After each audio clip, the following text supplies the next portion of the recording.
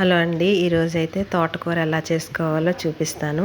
తోటకూరలో C vitamin ఉంటుందండి, calcium ఇంకా iron కూడా ఉంటుంది. మనం డాక్టర్ దగ్గరికి వెళ్ళినప్పుడు రక్తం లేదు అన్నప్పుడు ఎక్కువ తినమని చెప్పేది డాక్టర్స్ తోటకూరేనండి. ఈరోజు తోటకూర ఎలా చేసుకోవాలో చూపిస్తాను. ఫస్ట్ తోటకూరని సన్న ముక్కలుగా కోసుకొని 2 సార్లు మంచిగా నీళ్ళల్లో కడగాలండి. ఎందుకంటే ఇసుకుంటుంది కాబట్టి.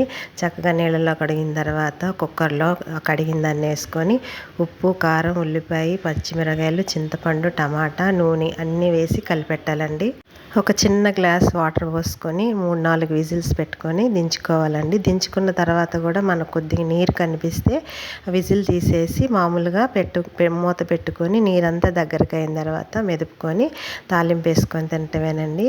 ఇది వేడి వేడి అన్నంలో నెయ్యి వేసుకొని చక్కగా పెరుగు మిరపకాయలు కానీ, అప్పడాలు కానీ, వడియాలు కానీ, నాన్ వెజ్ తిన్న వాళ్ళైతే ఆమ్లెట్ లేదా చికెన్ వేపుడు, అంతకంటే మంచిది చేప వేపుడు అయితే దీని కాంబినేషన్ చాలా బాగుంటుందండి. తప్పకుండా ట్రై చేయండి.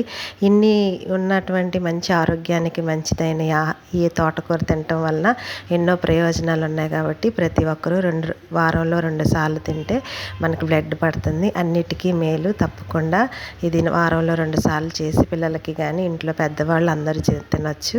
తప్పకుండా మా ఛానల్ సబ్స్క్రైబ్ చేసుకోండి.